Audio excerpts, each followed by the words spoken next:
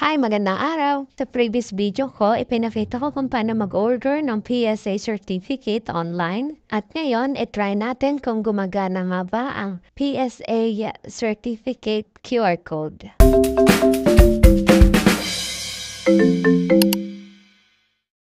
After 3 days, na-receive ko ang aking PSA birth certificate. Ito at open natin.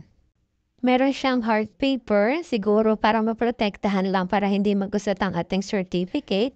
And then, kasama ang delivery receipt at ang ating certificate na receipt at ang ating actual na certificate with QR code. At para ma-check natin kung gumagana ang QR code, kailangan natin mag-install ng PSA e-verification. Ito siya, mula sa search bar, hanapin niyo lang ang psa.gov.ph. And then, i-click natin yan. After clicking, ito yung makikita nyo. Ito yung guide o steps para daw ma-install natin ng PSA e-verification. Scroll down nyo lang at makikita nyo itong nasa ilalim. Pwede kayong mag-install using this. Click nyo lang siya. Pero nung nag-try ako, hindi siya na-read sa phone ko. Kaya ang ginawa ko mula sa Google Play, dun ko isinearch ang PSA e-verification at dun ako nag-install. After nyong ma-install, ganito yung makikita nyong app.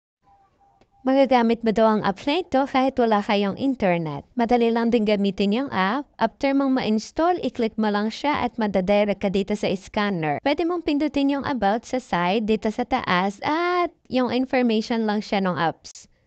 And then, dahil ang concern natin dito ay kung paano mag-scan ng QR code, balik tayo dito sa scan QR code.